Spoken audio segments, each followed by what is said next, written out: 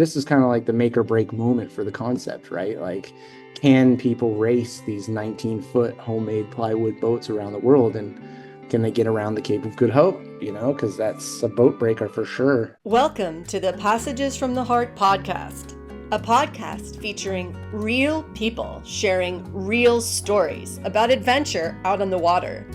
I'm your host, Shell Hart. Hey, everybody, and welcome back to the Passages from the Heart podcast.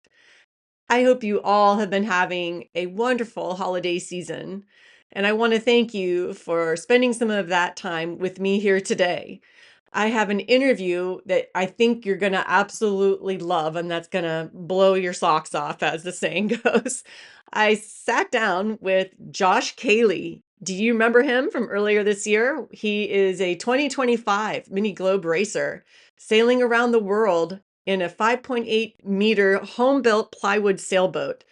Yeah, it's pretty cool story. He is now in Cape Town, South Africa, with the rest of the Mini Globe fleet, and they're all getting ready to depart Cape Town for the next leg of the journey, which will take them to St. Helena. And from there, they'll sail to Brazil, and then from Brazil to Antigua, where the race will conclude.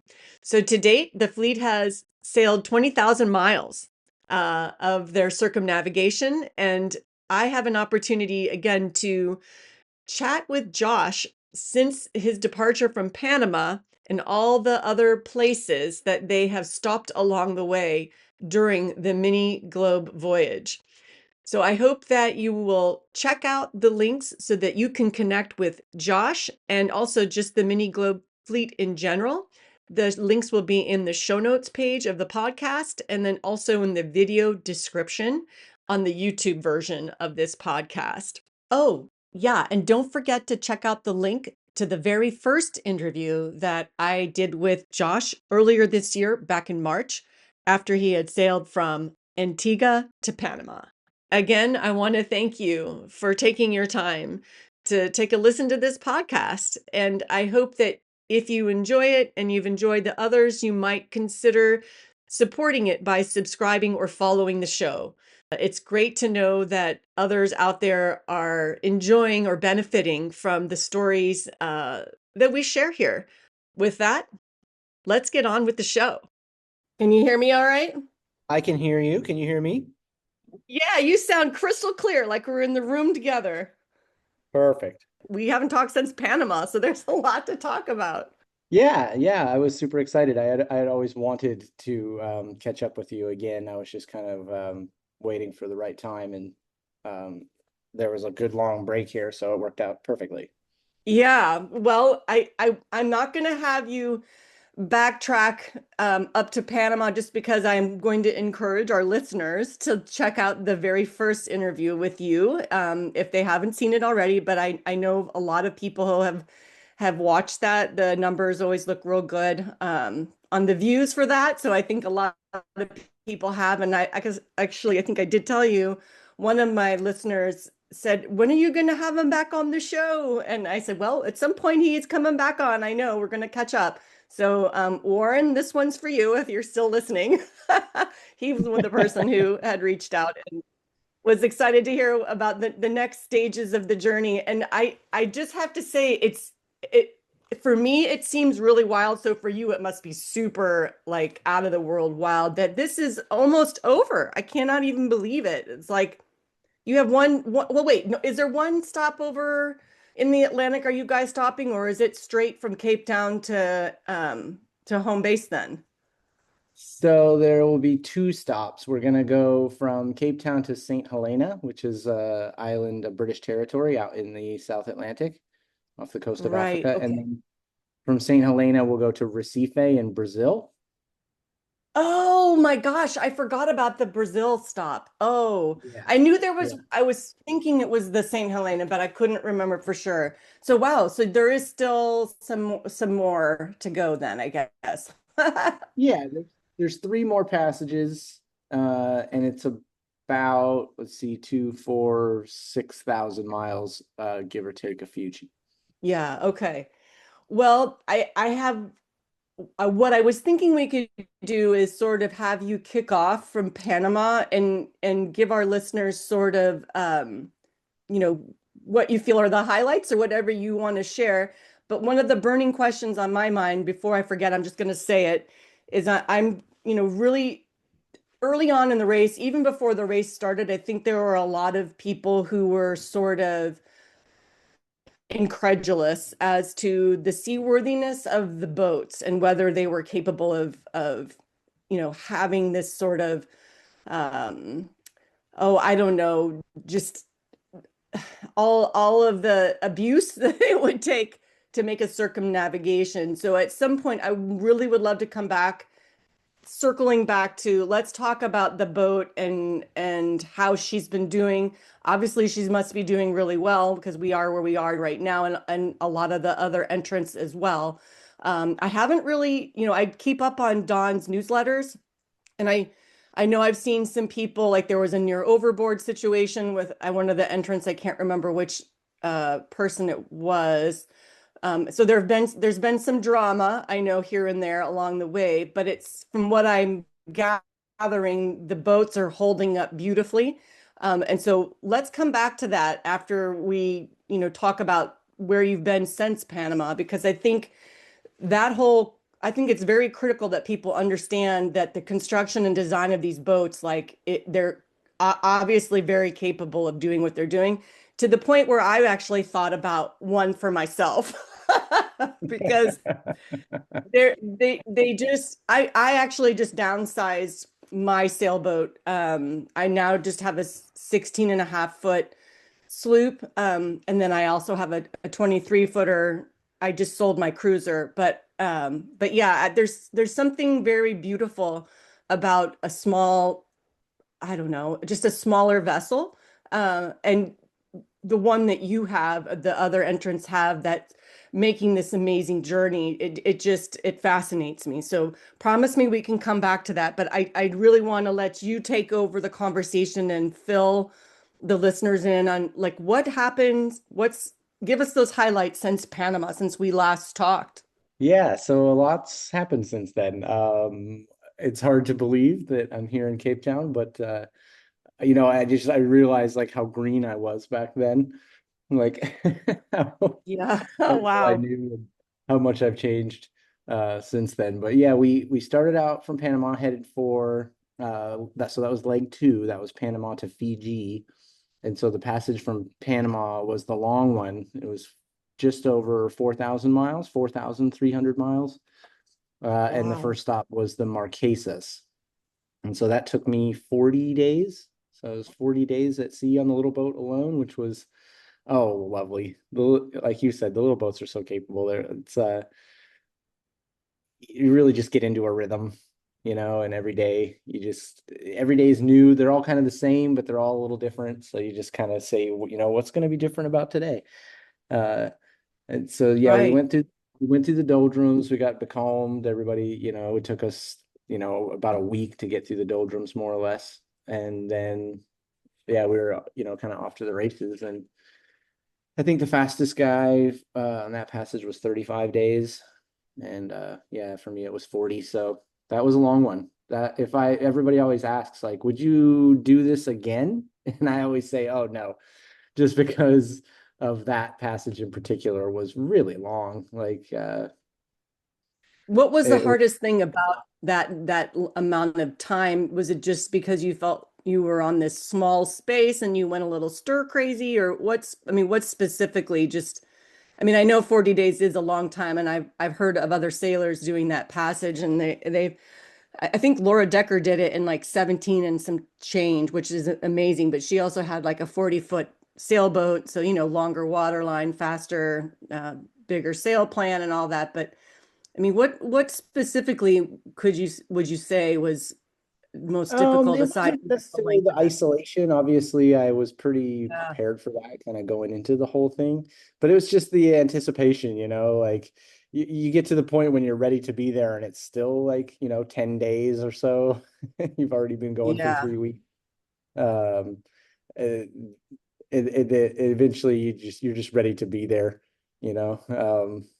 But then again, I think about like doing a Golden Globe race or something like that where you're nonstop, all the way around and you're just sailing every day. So that's been the hardest part so far about all these ocean passages is making landfall. Like sailing across the ocean is easy. It's when it's the land that's the hard part. So yeah, Right. coming into these strange ports was always a challenge. And I think out of all the places we stopped, I came into like three of them during the day. Every other time I arrived at night, I was like, it's a 50-50 chance. We're at the equator pretty much. It's like 12 hours of daylight and 12 hours of darkness, but somehow I always managed to come in at night. So our first That stop would was, be that. Yeah, that would be challenging, especially to come in at nighttime, I think. yeah, and strange harbors and all that. But I mean, to be fair, I got used to it and I actually got to the point where I preferred it. And like when I was coming in during the day, I could never tell where the heck I was going out because at night you can use the leading lights. The lights really make a big difference in helping you figure out where you are. Whereas during the day, everything's just kind of a big brown concrete blur and you're trying to like pick out a breakwater or something. So I did get used to it Wow, after. yeah, good point. Yeah. So, and then I was always so the first couple times I arrived, I would have arrived in the dark, like to the Marquesas, but I slowed down a little bit so that I did arrive during the day, but I would have got there at night if I had just kept going. And then the same thing in Tahiti, I slowed down a bit because I was going to arrive at night. Um, and so that I could arrive during the day. But then when we left Fiji, we left at like 2 or 3 in the afternoon and it got dark pretty quick and we had to negotiate the reefs because there's a bunch of reefs around Oh, Fiji wow. that you have to clear before you're out in the open ocean for about 20 miles or 15 or 20 miles. And we did that all in the dark, like at full speed, racing head to head. And after that, I gained a lot of confidence about doing stuff in the dark and it got easier for me. So yeah, we went So to do you, Marquesas first. We stopped in Hiva Oa and we were there for 8 days. And that was an interesting place. I thought I was really looking forward to the Marquesas, it's all these like songs and stories written about them. It's like the first place that you come to after being across, the vast expanse of the Eastern Pacific. And it was like it rained every day and it was kind of oh, anticlimactic. no. Yeah, it was pretty depressing. It was really hot and humid and it rained like a lot. Like I had a little rubber boat because we had to be at anchor there. There's no marina or wharf or anything.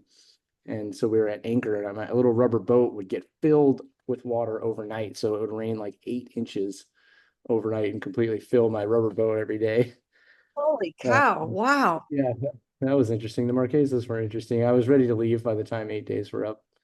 And so then we sailed to Tahiti, and that was like the first kind of major navigational challenge because you have to go through the Tuamotus. You don't have to go through, you can go around, but everybody else went through. And so I figured I would just go through too. But they call that the dangerous atoll or whatever. And in the days before GPS, sophisticated navigation systems, I think it would be.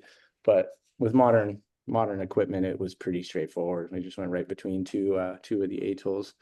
But yeah, sailing through the Tuamotus was the first thing I was worried about, and it ended up being just fine. It was no problem. And then we made it to Tahiti and we stayed in Papeete.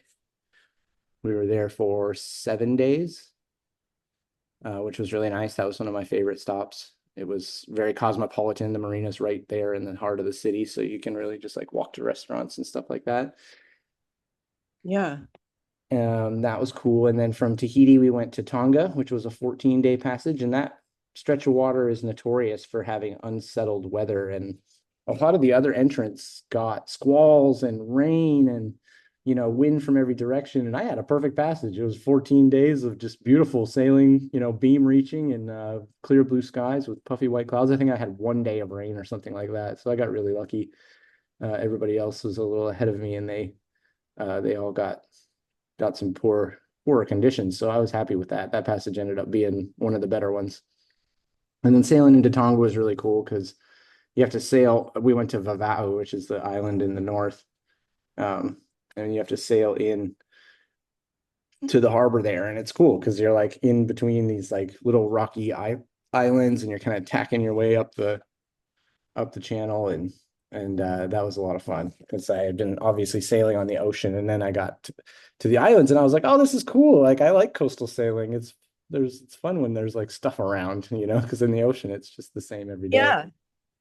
Yeah, I So heard yeah, that that area is a really great sailing area and also other like exploring and there's lots to I think there's a lot of whale isn't there a lot of whale watching types of activities that go in that region? I thought maybe I'm wrong. yeah.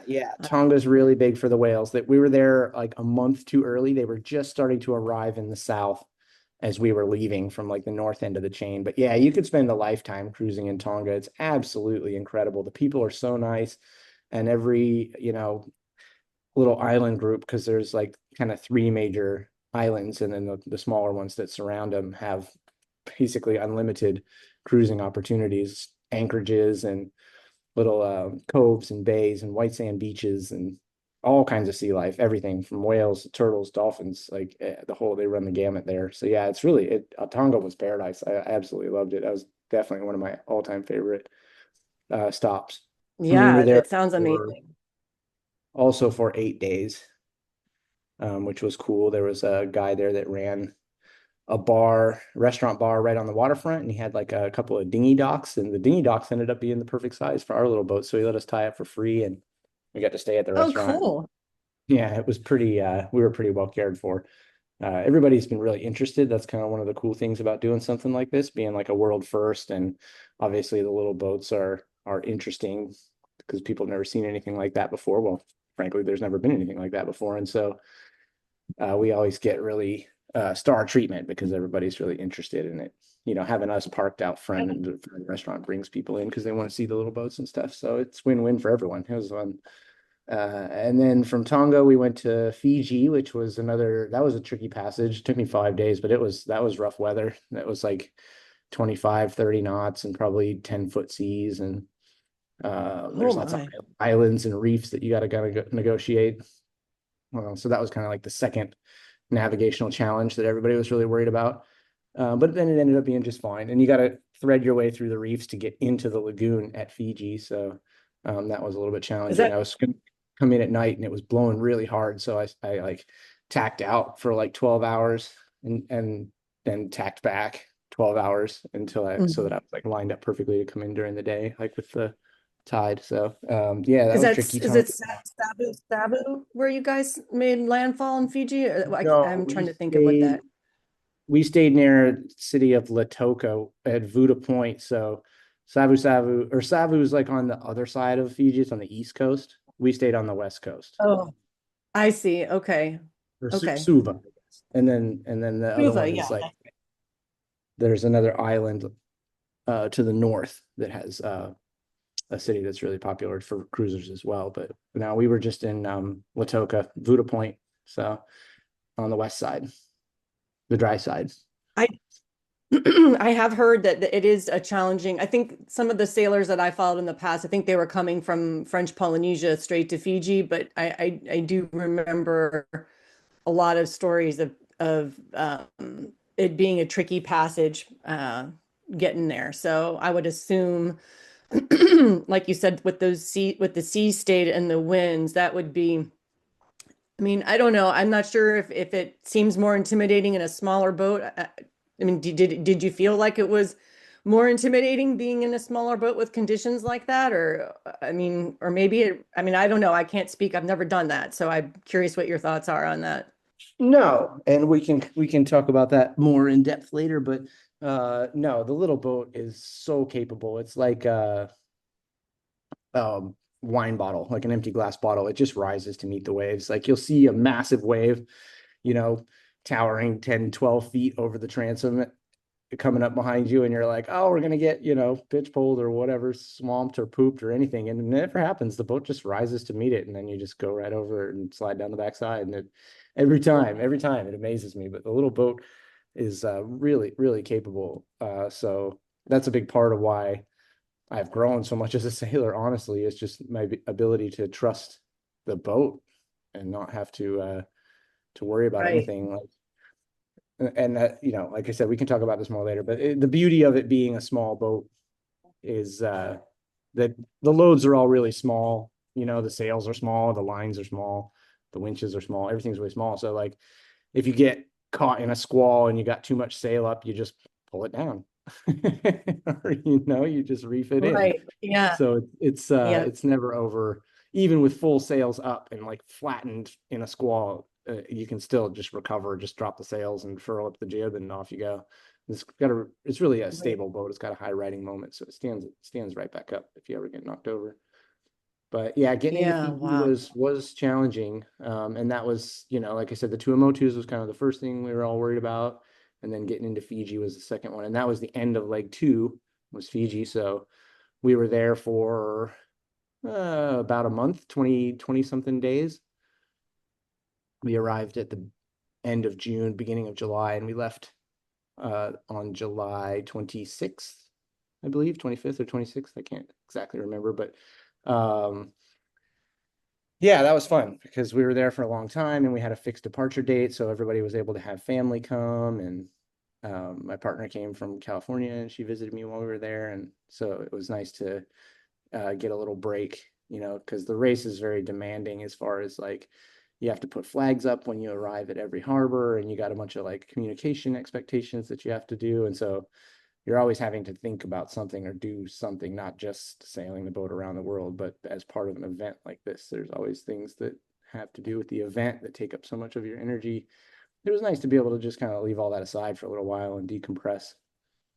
Um, and then on July Yeah, 25th, for we were sure. all We ready all to need a go. break. And yeah, so we had a mass restart from Fiji, and then we sailed from Fiji through Vanuatu to Thursday Island, which is the furthest northernmost point in Australia.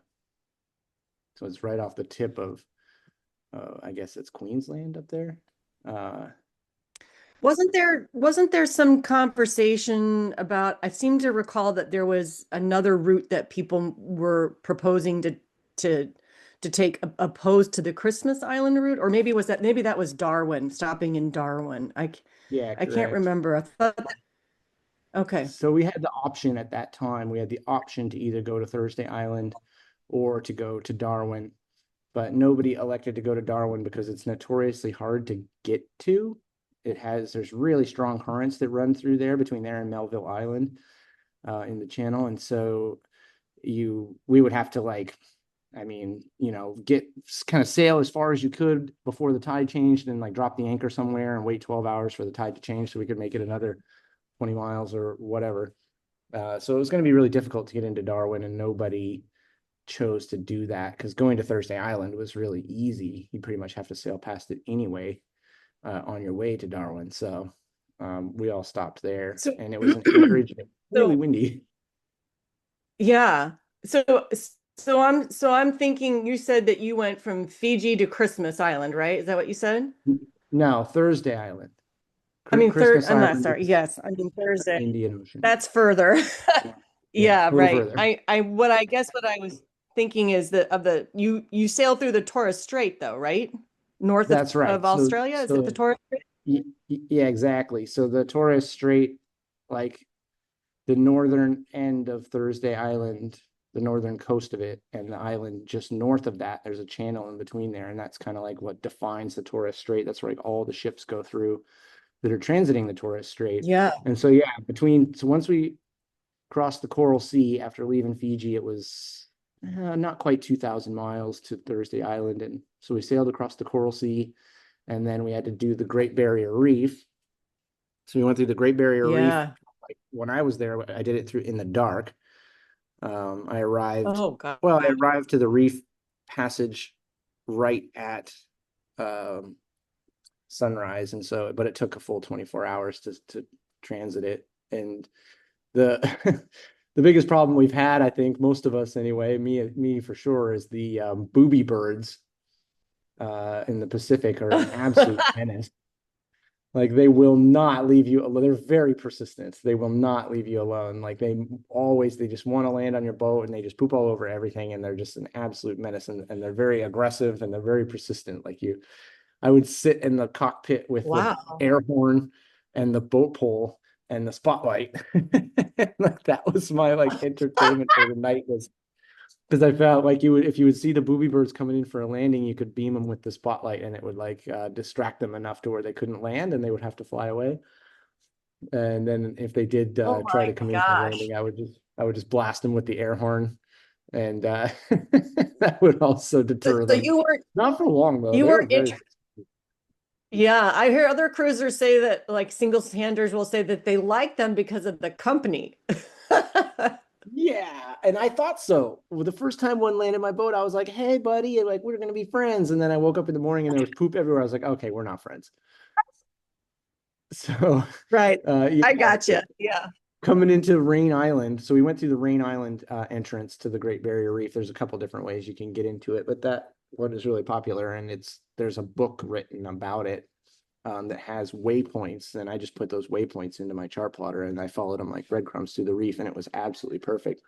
But yeah, coming through Rain Island entrance, Rain Island has like an old watchtower there, and it's just covered in boobies. It's like Booby Island. There's probably 100,000 birds that live there, and Oh my they knocked gosh. my they were trying to land. So I had been keeping them off the boat, and I had been really successful. And then it was like 2 o'clock in the morning, and I was exhausted, and I had to get some sleep. And so I went and laid down, and for the hour that I was sleeping, they attempted to land on the masthead and knocked off my Windex.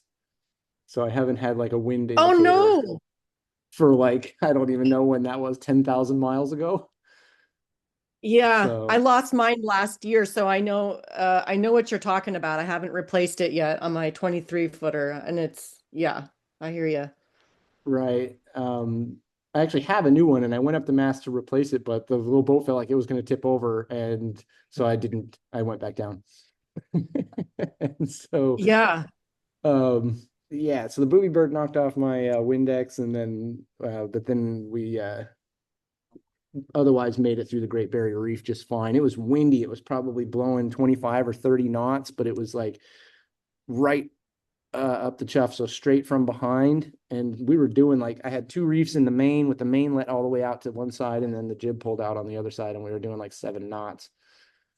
Uh, Oh gosh, yeah. yeah, Wow. I made the run through there like 130 miles in like 24 hours. So it was fast sailing through there. Strong current, good tides, good wind. That was, so the Great Barrier Reef was the third thing and kind of the most important thing that we were worried about up until that point, uh, because it's, traditionally difficult in the Torres Strait and everything, but it ended up being just fine. Like we had Yeah. no problems. We had good conditions. Nobody had any incidences, and we all made it just fine. So we started with 15 and we're down to 11 now because 4 people quit. 2 guys quit in Panama because they ran out of money. They did sail all the way to Fiji though before heading home to Australia. And then one guy quit because he just missed his wife and he really wanted to go home. And one guy quit because he had like Yeah. some health issues that he needed to go home to get taken care of. So all personal reasons, Oh. no major tragedies or incidences or anything like that. The boats are fine, but But if you think about the numbers, like so the 20 was it the 2018 or the 2022 Golden Globe? I think out of I can't remember which it was, but I think 22 started and only 4 finished or something. So I mean, it seems to me like if you think about the numbers with where you guys are now, that's still 11 out of 15 sounds really good to me. You know what I mean? I think that's that's still quite a few people that are in it. I think Don's latest newsletter mentioned that Jasmine, when you guys were sailing into, I don't know if it was it, I think it was into Cape Town. It must have been Cape Town because I think the newsletter came out right after you guys got to Cape Town, and he was saying something about how she almost just was like, "I'm out," because it was or maybe it was to the town north of Cape Town. I can't remember, but it sounded like she was having a rough go of it, and she was considering dropping out at that point. And I was thinking, oh no, you've come this far. Don't do it. But then obviously she, she stuck yeah, it she had out, some so tough that was good. conditions. Yeah. Yeah. Yeah, getting into Cape Town was really difficult for everybody. Getting here was not hard, but getting into the actual like marina is really challenging. Probably one of the hardest things about sailing around the world is just getting into the harbor in Cape Town. But yeah, she was having trouble crossing the line because she had like 40 knots on the nose and she couldn't make any progress towards the finish line. She was like a mile from the finish line and she could not get any closer to it. And so that's when she was like ready to throw Oh, in the wow. towel. But she found some inner strength and pulled it together and everything's okay. But yeah, so we all Yeah. asked each other at the start, like, how many people do you think are going to finish out of the 15 of us that are starting? And the general consensus was five. Everybody pretty much said five. And so, yeah, we've like more than doubled that. It's a pretty good attrition rate. I think a lot of around the world sailing races have a pretty high attrition rate because it's a hard thing to do. But like, I think it just, like you were saying before, it just speaks to the capabilities of the little boats. The little boats have done all the work. That's like why we've all made it, is because of how seaworthy they are, really. Um, Yeah.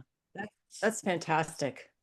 yeah, yeah. So uh, three Australians quit in Fiji because sailing past Australia was really hard to do, and I can understand it. I was like, man, if we were sailing past the west coast of North America right now, I would probably have a hard time not just stopping as well. If I was just pulling to San Francisco Bay or Yeah. something. So yeah, 11 Yeah. of us made it to Thursday Island, and then we sailed from Thursday Island to Cocos Keeling, which is south west of Christmas Island. So that was where we passed Christmas Island, but we did not go to Christmas Island. We just sailed, you know, within 500 miles of it. But that was a difficult passage. I did not anticipate that the north, in between the north coast of Australia and Indonesia, was going to be so challenging. Like it's like the doldrums all over again. The Timor Sea, there's just no wind in there because it's all trying to come from the southwest off the Indian Ocean and just gets blocked by the Australian continent. And so it's just a big wind hole in there. And I was becalmed for a week, 7 days straight with not absolutely no wind, but I couldn't go faster than a knot and certainly not in any direction that I wanted to go. So that was really challenging. I lost like Oh a few gosh. days. Yeah, I had no idea it was going to be like that. I thought we would just kind of zip right across there, but and then there was a bunch of trepidation in the fleet about how far north do we go because there's a bunch of reports of piracy in that region, and they were everybody was saying stay away from the coast of Indonesia, but that's where the good wind and current was, and so people who were willing to take the risk went up there. I just pretty much went straight across, and Yeah. and then once we got into the Indian Ocean, it was fine. The wind picked back up again, and then it was another 1,500 miles or so to Cocos Keeling. The passage from Thursday Island to Cocos Keeling was 2,700. That was the second longest single passage in the whole thing. And so the only Yeah. breakages or damages I've had was when I was in the Great Barrier Reef. I broke one of my spreaders for the mast because our little boats, they don't have a fixed backstay. They've got swept back spreaders and running Mm-hmm. backstays. And so the spreaders are so far, so long, and they're swept so far back. When you've got the main all the way out and you're running dead downwind, the main is essentially laying on the spreaders and it's laying on Sure. the Yeah. rigging. And so just a wave came from the other direction and spun the boat to starboard when we were steering like kind of on a port broad reach almost, and spun the boat around and jibed, and then the wind vane caught it and steered it back, and it jibed back, and the main like smashed against the Oh, spreader oh my on the starboard gosh. side and broke it. It broke it like where it connects to the mast. Um, and so yeah, I sailed it just for another day until I got to Thursday Island. Then I was able to get it repaired at Thursday Island, and I had them reinforced because this is a common problem. Like probably five skippers have broken spreaders at this point. It's something that Selden needs to address. They need to redesign that part of the rig Yeah. Yeah. because it's obviously a I mean, design flaw. yeah, no, I've heard other people t talk about some other models of sailboats that have that same sort of setup with the spreaders like designed that way. Yeah, so it's tricky. And so then I got it repaired in Thursday Island, and then I broke it again in the Timor Sea when I just got into the current south of Timor, and the wind Oh picked up again. It was no. probably like 25 knots, and the same kind of thing. Main jibed and smashed against the spreader and broke the spreader again. So, but that was I sailed 1,500 miles with the broken spreader because I was nowhere where I was going to get it fixed or anything.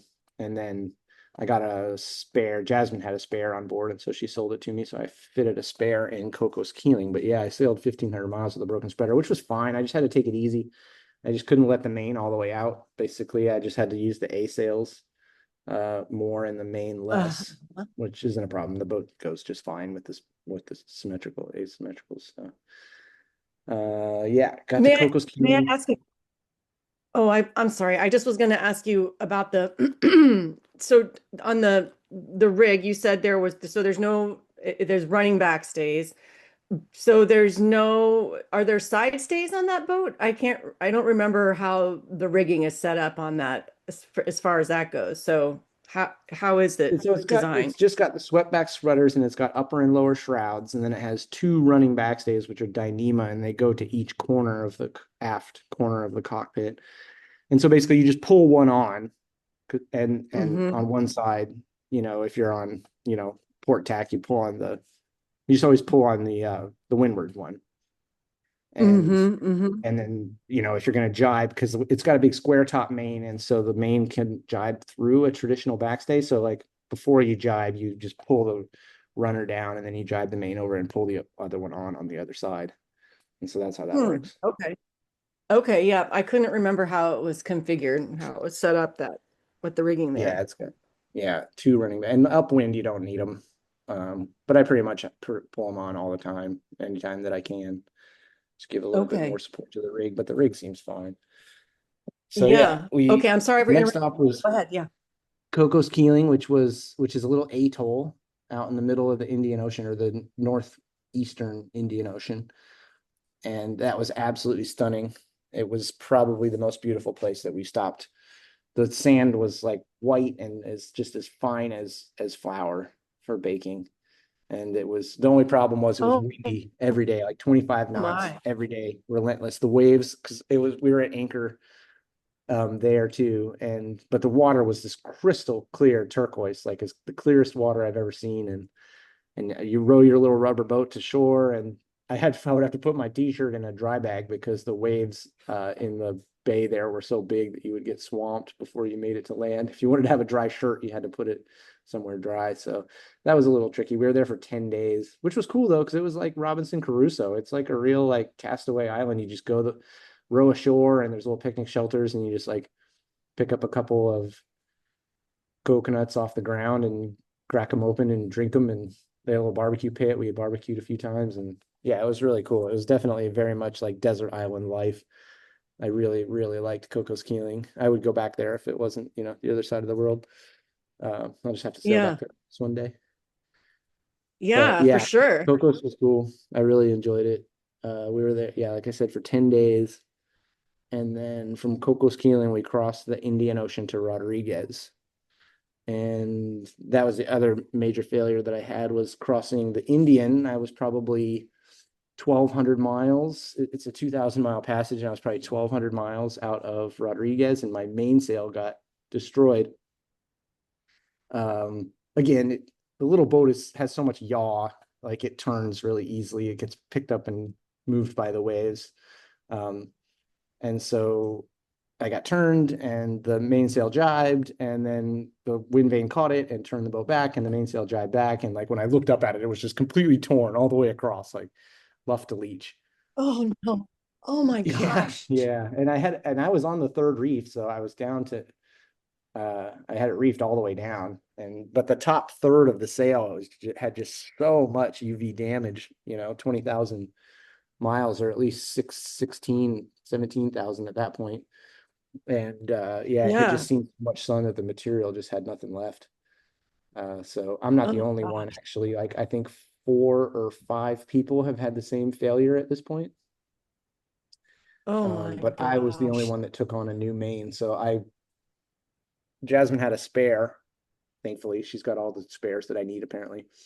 And so I bought her spare off of her.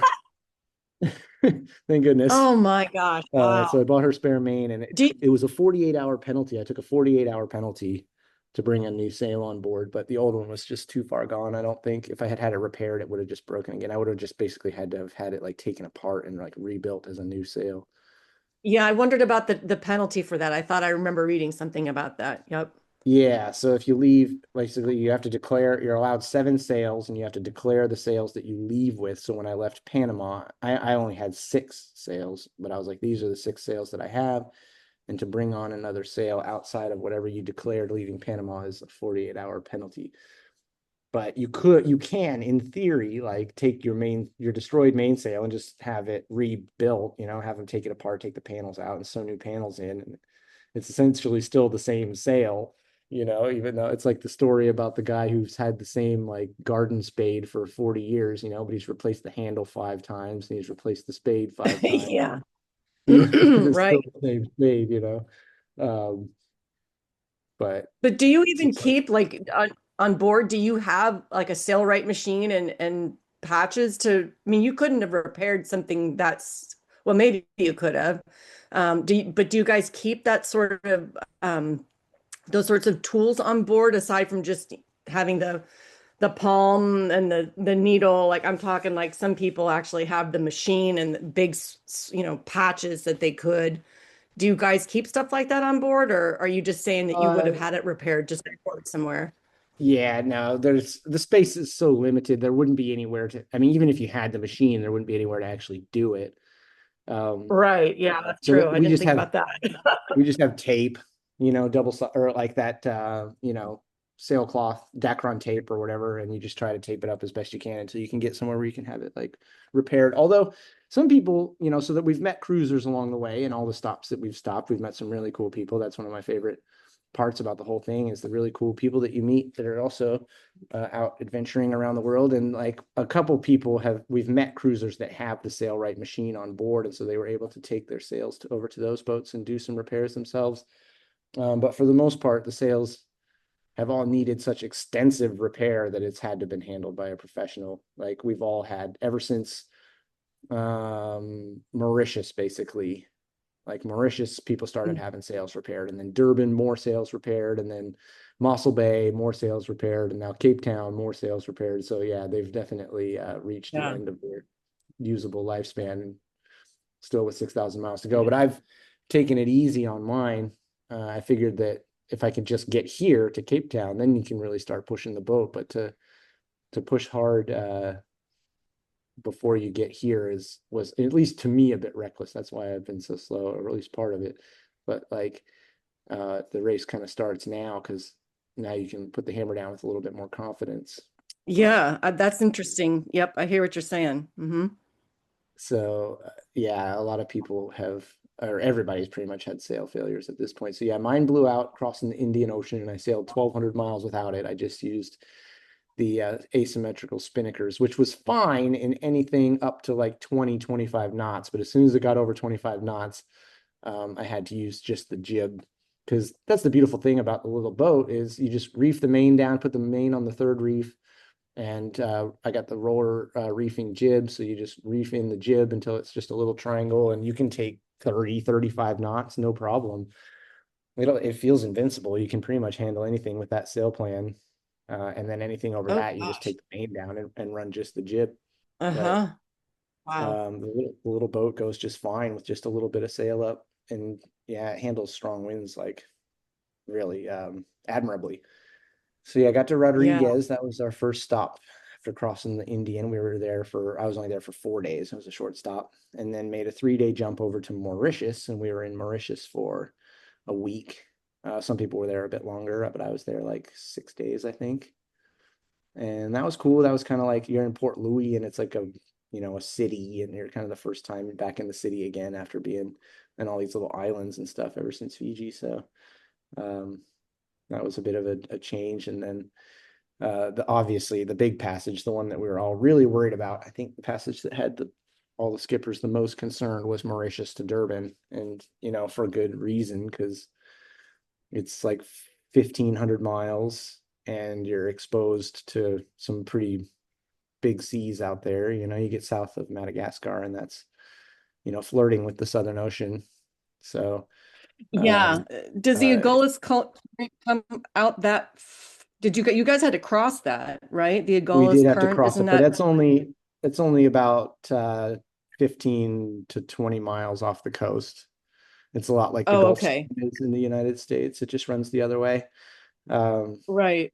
so yeah, we left Madagascar with Mauritius with a solid forecast. As far out as you trust it, 3 to 5 days. And then after that, long range kind of crystal ball guesswork was looking still pretty good. And so we went, and a friend of ours that's a cruiser that's sailing his boat along with the race, but he's not in the race, Is gave me that some Captain coordinates to Coconut? follow. No, it wasn't Coconut. It was another guy named Mike. Um, he's got a Rustler 36, which is a really nice boat, but he gave me some coordinates to follow across the Mozambique Channel, and I put those into the chart plotter, and that was what I did basically because there's another really strong current that runs down the east coast of Madagascar.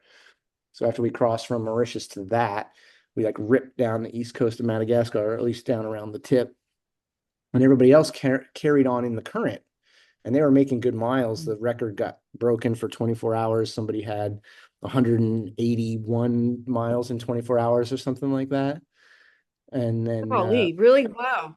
yeah, no kidding. And then so they all followed the current south, but I could see that there was this big gyre of current, like kind of swirling in kind of the middle of the southern end of the Mozambique Channel. And I was like, well, I don't want to get caught up in that. And so I stayed north. I left the current early, basically just cut straight across because I knew everybody was going to have to come back north about 80 miles to be able to get around that big hole in the current. And so by the time I had cut across the top, they were all like trying to come up to meet me, and a bunch of them got stuck back there. And so it was like perfect. It worked out perfectly. I passed like 6 people, uh, like Oh, just going straight across. So that was a lot of fun. It worked out really good. Good. I felt solid in my tactics on that one, at least anyway. And so then, yeah, yeah, then sure. it was another probably 4 days to Durban after that. And so, yeah, the Agulhas Current, we kind of got into it around the latitude of Richards Bay and then rode it down the coast and into Durban. And getting into Durban was difficult because there was a lot of ships. There was way more shipping traffic there than I thought there was going to be. And so, yeah, I got like Hmm. held up at the harbor entrance for half an hour while I had to wait for like a pilot boat to come out and uh, and let the ship go in, and then I was able to go in. So yeah, that was interesting. Um, we hadn't experienced a lot of shipping until kind of we got down there, and then from Durban to Cape Town, the shipping was just out of this world. There was more than I've ever seen anywhere. I can imagine. Yeah.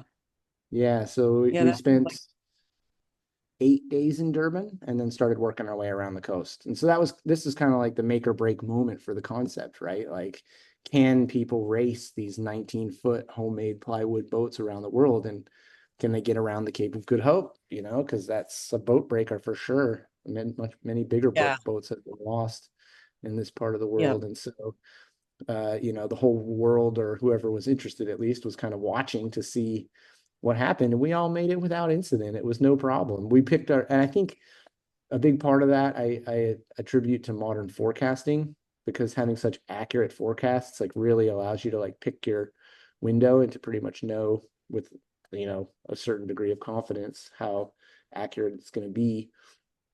And it worked out really well. So yeah, we stayed in Durban for 8 days, and the good weather window came up, so we made the jump down to East London, which is I don't know, about 280 miles. Took a little less than 2 days, and another record got set on that run.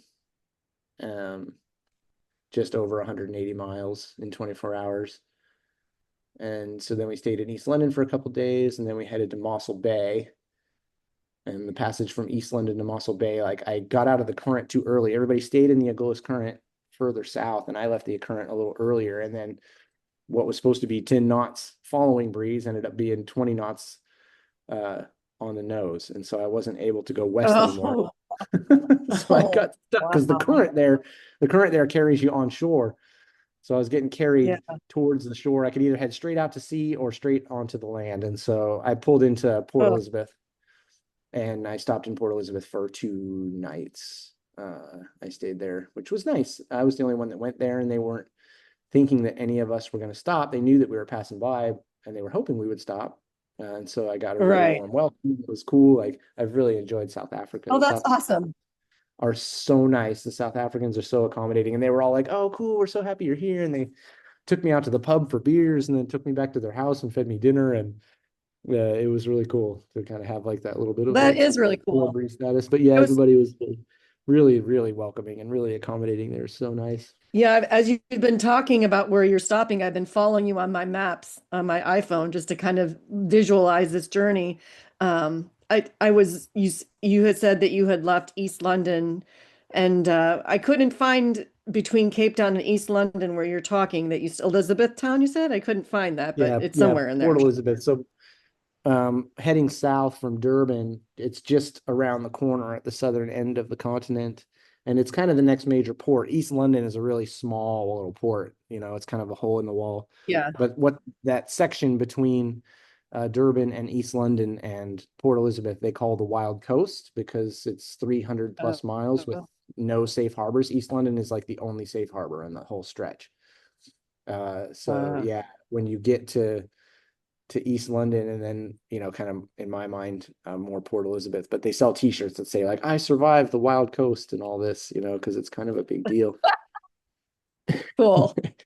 Wow. Yeah, but it ended up being just perfect for us, 25 knots of wind and 6 foot waves or something like that, totally manageable. Yeah. Uh, and so then from Port Elizabeth, I jumped over to Mossel Bay and we stayed in Mossel Bay for like 5 days. And Mossel Bay was absolutely beautiful. If people are thinking about cruising down here in this part of the world, or if they're, you want to take a trip somewhere, I highly recommend South Africa. It's really, really amazing. It's such a cool place to visit. And Mossel Bay is like this quintessential kind of coastal town. It has like a bunch of like antique stores and, cafes right on the beach and stuff like that. It was really nice. It was very clean and it was a nice place to stay. So yeah, we all really enjoyed our stay in Mossel Bay.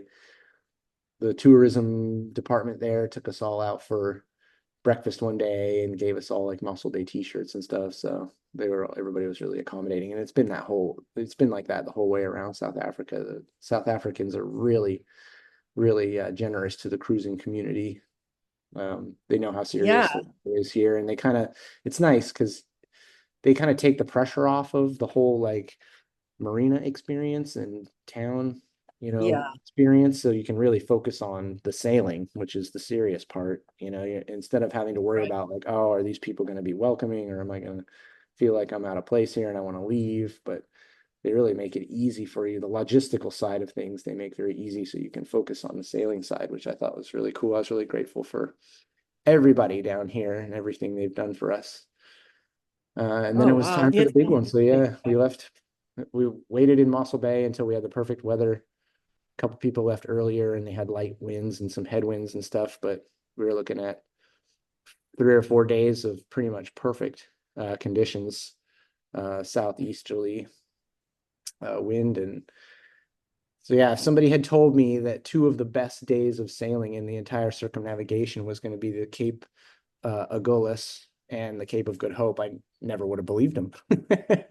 You're Yeah. crazy. Isn't that? Yeah. Yeah. Yeah, but How so Cape interesting. Agulhas, Huh? everybody is, Cape of Good Hope is obviously the famous one, but that it's actually kind of off to the side. Like Cape Agulhas is the southernmost point of Africa, and it's Yes. about 80 miles from the Cape of Good Hope. So they're actually two different points.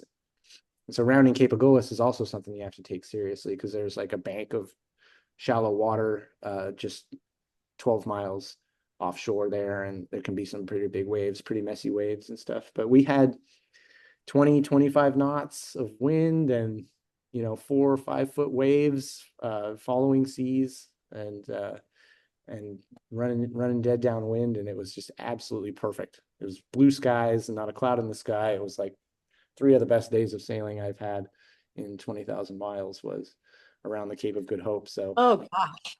yeah, I don't know if we just That's got really amazing. lucky or Yeah. if we timed it just Yep. right, but it was absolutely perfect. It was, The it's sailing just the gods were smiling down upon you. exactly. It's there's so many days when you're just like, life sucks and I hate this world and you're just shaking your fist. But those were those days when you're like, this is why I'm alive. Like I Yeah. remember, it was, That's it so was, cool. it Yeah. was cool. Yeah, it Wow. was really like affirming. So yeah, that was a lot of fun. Uh, and then I rounded the Cape of Good Hope. I couldn't believe it. It was, after all those Did you do dreaming a about it. big Yeah, like get on the deck, start doing a little jig because you're so happy. Exactly. That's so cool. Wow, I Yeah, it just have was. goosebumps. Like that's so cool. I'm so proud of you Yeah, guys for yeah, doing that. to feel like, and so, that was the crux. That was the hardest part, or what, is generally considered to be the hardest part of sailing around the world by this route anyway. And it all went Yeah. perfectly. Everybody had really good conditions. And so then, but the challenging part, like I said, and this is what I was like building up to, was getting into the marina here in Cape Town was probably one of the hardest things we've done in the entire circumnavigation. I got to Hout Bay, which is a few miles south of Cape Town, on the western side of the Cape, and the wind just died. I had 5 miles to the finish line and like no wind. I was going nowhere, so I had to use the engine. Where, according to the rules, we're allowed to use the outboard, and so I had the outboard on real low, and I was motor sailing, and it took me like 5 hours to go 5 miles. Um, Oh gosh. yeah, and then so I crossed the finish line right as it was getting dark, and Don called me on the radio, and he was basically like, yeah, the three other skippers who were just ahead of you like weren't able to make it in, and they had to go to, there's a little anchorage called Granger Bay, which is just outside the harbor. They had to go back to the anchorage, and I'm looking, and I was like, I don't see any boats at anchor. I don't know what you're talking about. They ended up like ducking into this little marina, which is off to the side of Granger Bay there, which is technically private, and they weren't supposed to stay in there, but they stayed for one night. Anyway, so I was like, all right, well, I'm going to give it a shot. And so I was came as soon as you come around the breakwater, like you're coming up the breakwater and it's fine. It's 10 knots of breeze and you're kind of just going along. And then you like come around the corner of the breakwater, you just get knocked over flat by like 45 knots of wind shear ripping down off Table Mountain. So yeah, when there's a southwesterly or southeasterly blowing, it's really hard to get into Table Bay, into the marina. So it was full on. Oh Yeah, my the God. boat is just, yeah, with just three reefs in the main and a little bit of jib, and we're just flat. And because I had to motor sail for those last 5 miles, I only had about 40% of my outboard battery left. And even on full throttle, we weren't going anywhere. We were not going to be able to move. Oh my gosh. No Yeah. way. So when I had Yeah. about 10% outboard battery left, I was like, I got to bail. So I bailed and I went back to the little Granger Bay, and I just dropped the anchor, and I stayed on the anchor for a few hours. Um, because I heard that the other skippers who were in the little marina were going to be leaving at first light. And so I woke up at dawn, and I saw them going by. They were going to, make another attempt because it's a little bit lighter wind in the morning. And so I pulled up the anchor, and I was right behind them, and I had only been able to get my outboard back up to about 40%, in those 4 hours. I had put it on to charge, but it charges slow.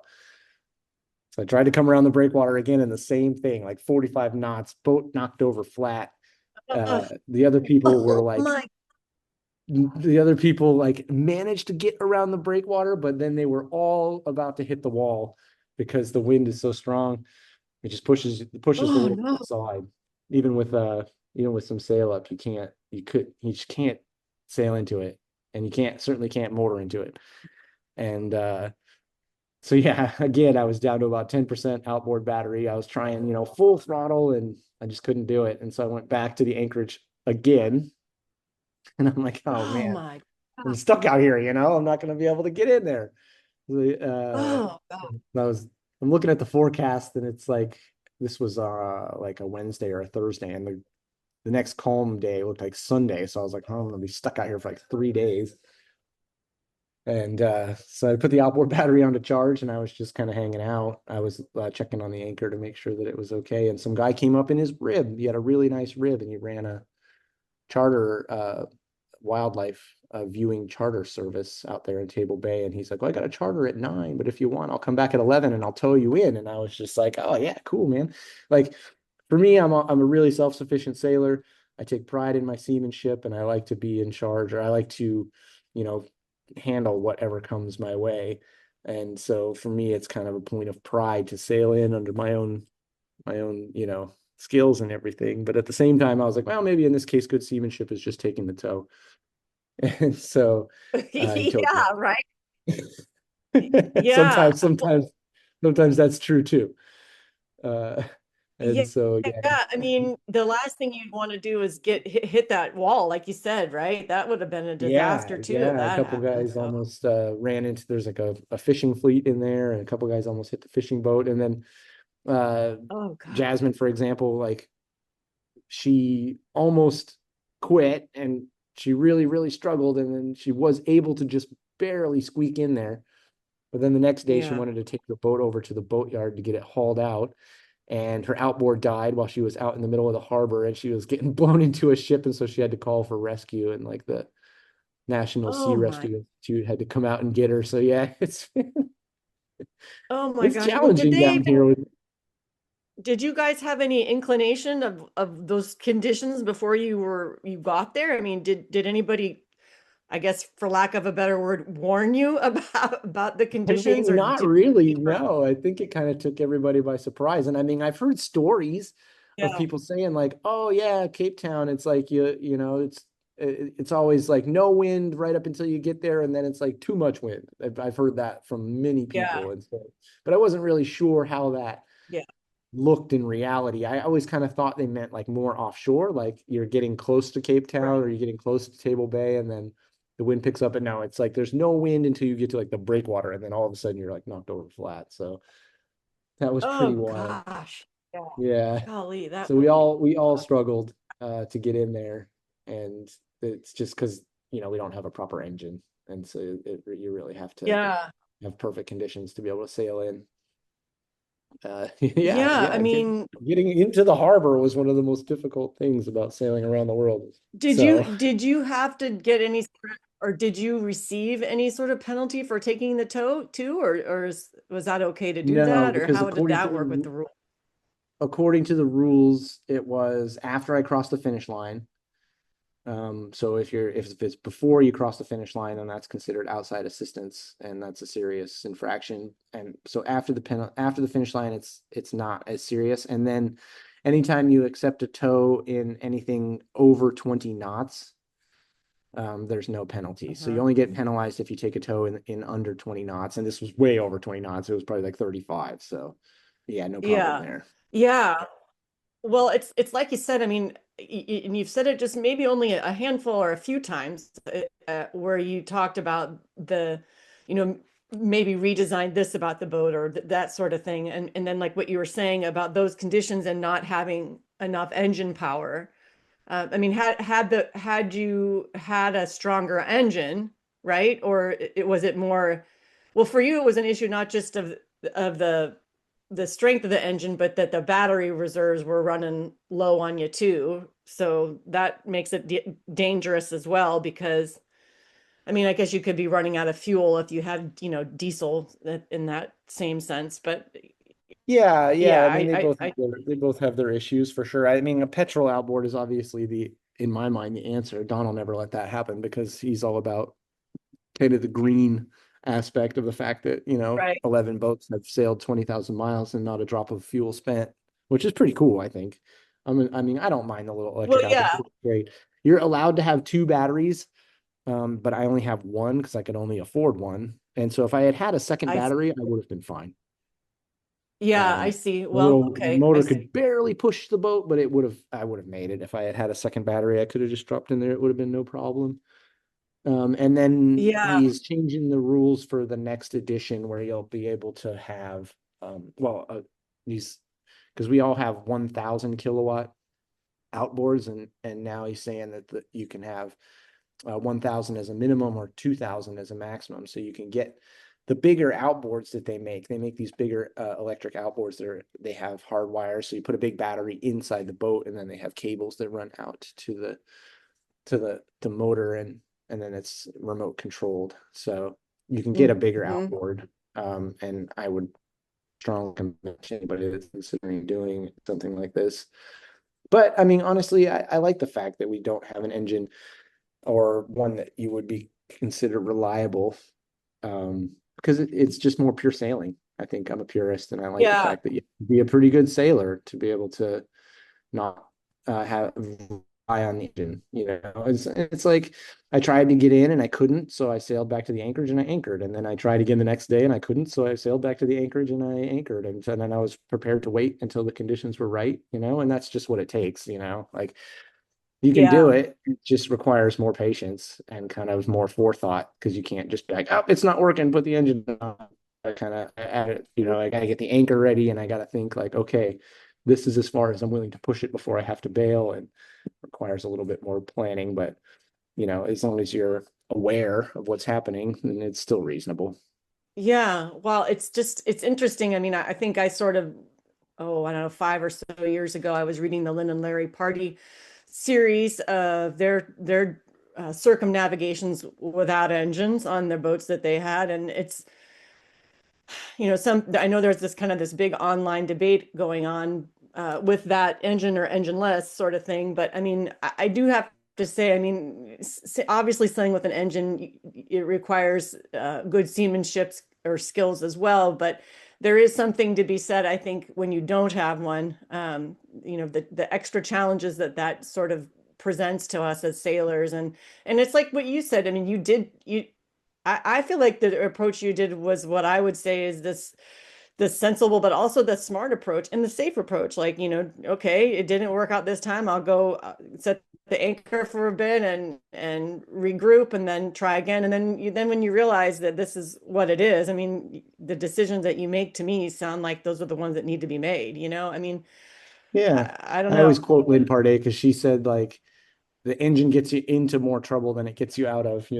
So Well, I mean, to I be don't know how honest with much you, truth there is in that, but I always felt that way about the inboard engines that I had on my boats. I mean, I know they're, as far as engines go, the diesel engines are supposed to be fairly simplistic engines, but still, I don't know. I, I don't know. I just, for me, I always felt like they overwhelmed me. And I can't tell you how many times I read accounts of people who are doing like what you're doing, and they run into these issues, and it's just, I mean, it just goes with the territory, right? I mean, when you have a diesel engine, it's gonna have issues at some point, yeah, yeah. so And that's why we gotta be jacks of all trades to work on our boats so that we can repair these things. And Unfortunately, I yeah, brought my own jack of all anyway, well, trades. yeah, I'm just so impressed with yeah, just I mean, it's really amazing to think about how far you guys have come. And again, like how many of you guys are still in this race. It's really I mean, I think it goes to showing the organization of the event, and also this, there must be just so much. One of the aspects of it that I really feel like I hear in you telling your story is the camaraderie amongst all of you as skippers, and doing this together. Like you guys just must be so tight as like, you know what I mean? Like you guys have been through so much. You've been through, I mean, gosh, I can only imagine the bonds that you've developed as a result of this race. Yeah, it's really cool too because everybody's from all over the world, and we obviously it highlights our similarities a lot more than our differences. Or at least those of us Yeah. that are willing to attempt something like this, we're all kind of cut from the same cloth. But it's really cool to kind of see everybody come together from all these different corners of the world and kind of bond over this common passion. It's been really cool to watch. That was like one of my favorite things, or one of the things that really appealed to me about wanting to do this in the first place was the community aspect. Because when it came to building the boats, we were all very supportive of each other, and we were always like bouncing ideas off each other, and this didn't work for me and you should try that. And so we all kind of knew each other, those of us that built our boats at least, for 2 years going into Right. this thing. We just had never met in person. And then once we finally met, we were like, oh yeah, of course, we're obviously friends.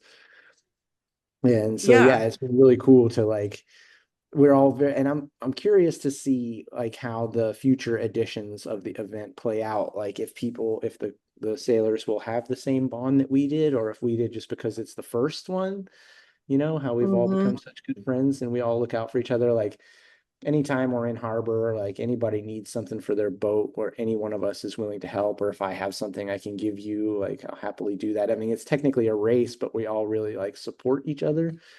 Uh, Yeah. I don't know how many other ocean races where the competitors are giving each other sails and they're giving each other, rigging parts and stuff like that would otherwise like ruin your competition, if they weren't able to get that stuff. So it's like we're Yeah. all we're all competing against each other, but at the same time, it all really matters that everybody makes it.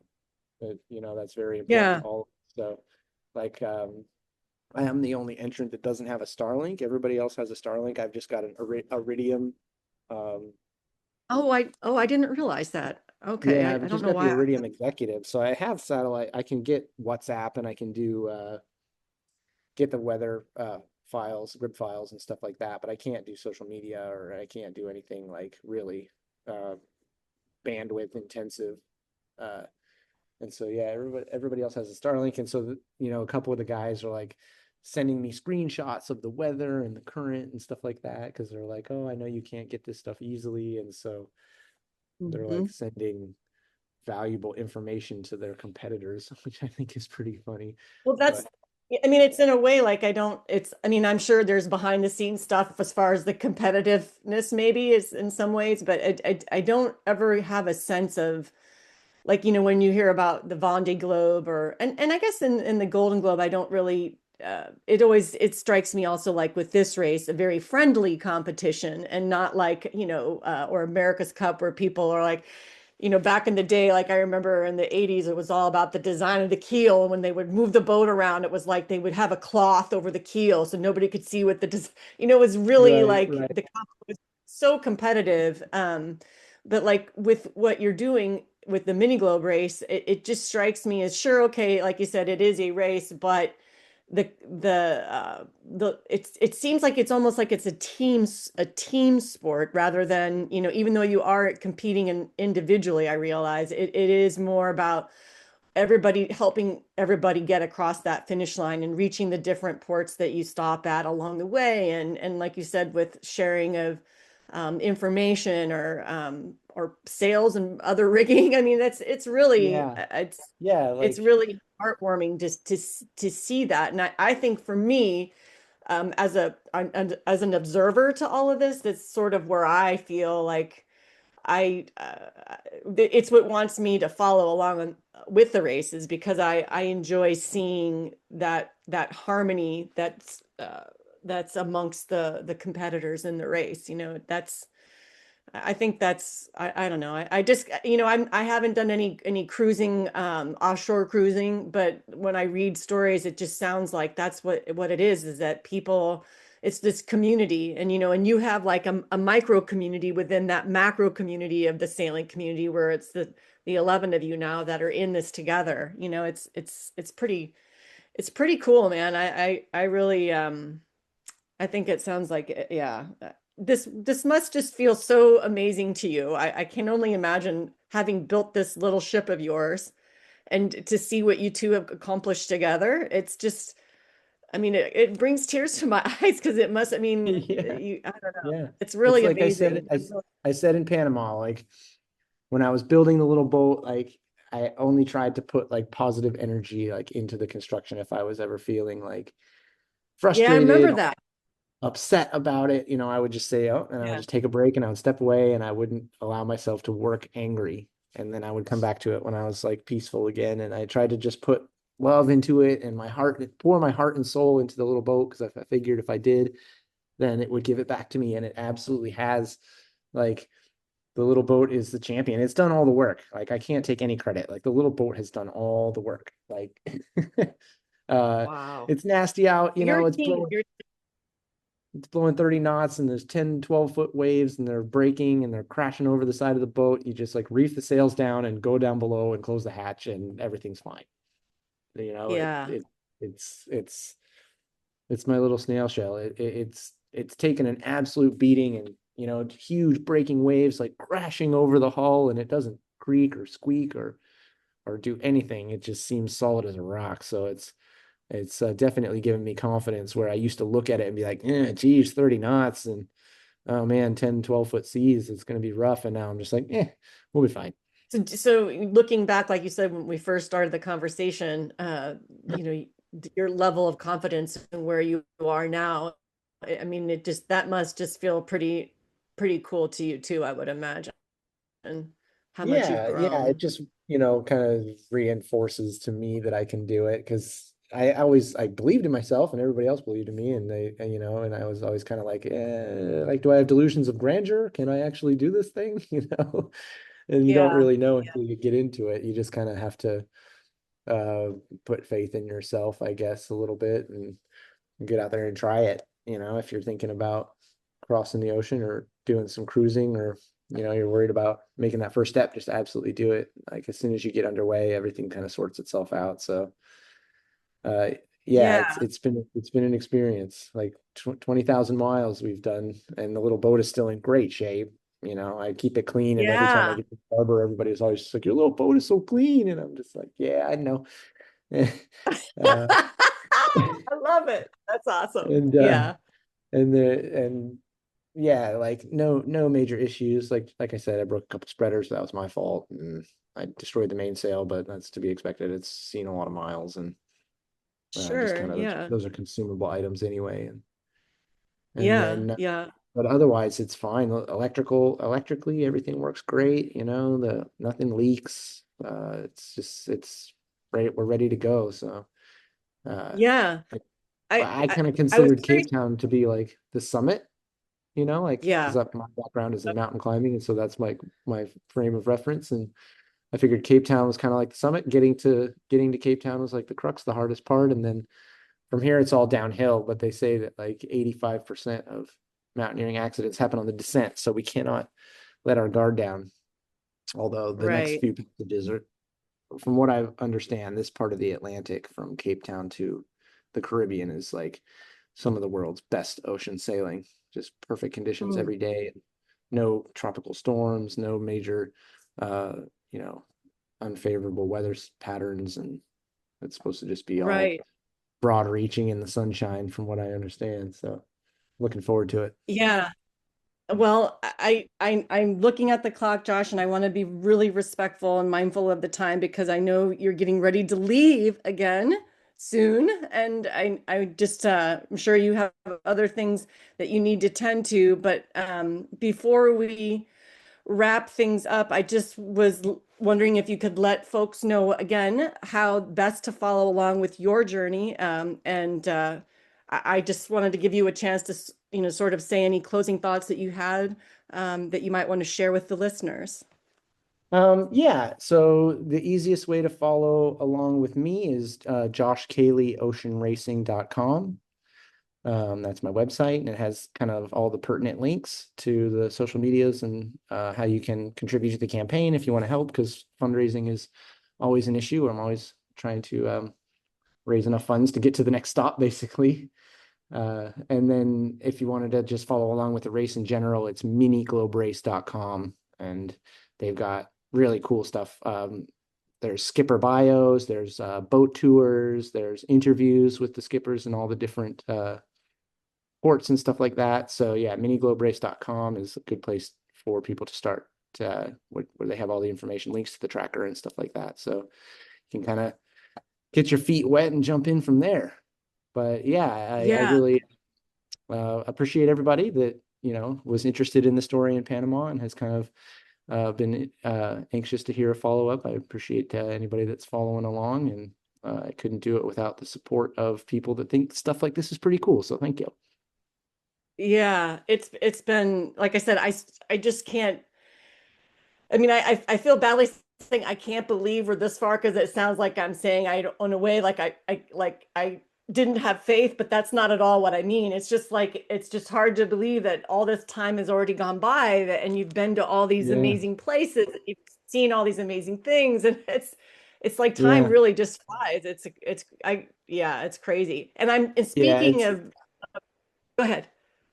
It's bittersweet to have the finish on the horizon, because like it's like being at Yeah, summer camp. We've all got our little cabin, and we're all really good friends, and we all just look forward yeah, to spending time together in these exotic places. And to think about that coming to an end is a little bit hard. I still kind of try to not think about it if I can help it, but you also have yeah, to kind of plan ahead a little bit. But yeah, thinking about arriving in Antigua, like I tried not to let myself think about it too much until I got here, because I didn't want, you start looking too far ahead, and get anxiety and anticipation and stuff like that. And, it's still too far out to worry about that sort of thing. So to actually be able to be thinking about it now, it is a bit strange. It's going to definitely be, like I Yeah. said, be bittersweet when we arrive there, but we're all really looking forward to it. It's going to be a good time. Yeah, it's you actually kind of answered my next question. What was my closing question was going to be along the lines of, I want to ask you what's next, but I'm not going to ask you what's next because there's still more race to come, Yeah. and just Yeah. also thinking about like exactly what you said is when you spend so much of your life in this extremely bonding sort of situation in doing what you've been doing with these other people, when you do reach that point at which everybody goes back to their, I mean, I don't want to, I guess, normal quote unquote lives, sort of, so to speak, like, or what's next? Everybody always wants to know what's next, so I don't want to go there because it's not time to go there right now, but I do have to say that those are questions that I do have on my mind, but we'll save them maybe if you would be willing to do a follow-up again when after things are over, and I'd love to just do sort of a recap and with the last legs of the race, and just to Yeah. hear. It's going to be very emotional, I know, I'm sure, for all of Yeah. you. And Yeah. especially I've because, been like you thinking said, this is about the that. first time it's been done. Right. It's the like Exactly. yeah. But I was at just any thinking. rate, again, I feel badly because I know you've got a race you still need to prepare for. And I just want to reiterate, Josh, how so grateful I am to connect with you, and thanks for remembering to reach back out and set up this interview, and know, get this out to the world, and bring everybody up to speed with where you are, and what happened along the way from Panama. I'm so excited for people to Yeah. hear this interview. I am still It's alive. awesome. We did make it, so everything's okay. Yeah. Yeah. I Yeah. survived. I survived. That crazy guy, I, he's never gonna make it, but now we made it. So not everything's No, okay. I'm sure we all have confidence. It's great to hear the stories, and I know some may live vicariously. I guess I would say I'm guilty of that for sure. But it's just like I said, it's a very it's inspiring, soul sort of uplifting sort of journey that you're doing here. And Yeah, I hope so. it Yeah, really we're is. trying to kind of prove to people that, you know, like I said before, the race, doing something like this is for people with average means but above average ambitions. So Yeah, if I you love you that. know if you're on the fence about getting out there and doing something, just don't hesitate. And I'm trying to kind of prove to people what little boats can do. So, next time you see somebody in a small boat, don't necessarily think, a little boat that, what are they doing out here? Because they're pretty capable little boats. So uh, Yeah, we're for trying to kind of sure. change some Yeah, perceptions, and hopefully people understand that it is in fact possible. You can get out there and do it. So it's always yeah, a pleasure to yeah. talk to you. Like, I really enjoy it, and Right we'll on. definitely schedule something for Antigua. We'll catch up after the finish and give you That a sounds full run. amazing. Yeah, thank you so much, Josh. And I'll be following along, and yeah, just and savor it all in. Savor it. All right, I will. Thank you. Thank Thank you. you, I Josh. Okay. appreciate your time. Fair winds, fair winds to you. Okay, thanks. If you are enjoying my podcasts, please consider following and/or subscribing to my show. Your support truly means the world to me, as well as inspires me to keep bringing you stories from others out there with a passion for getting out on the water.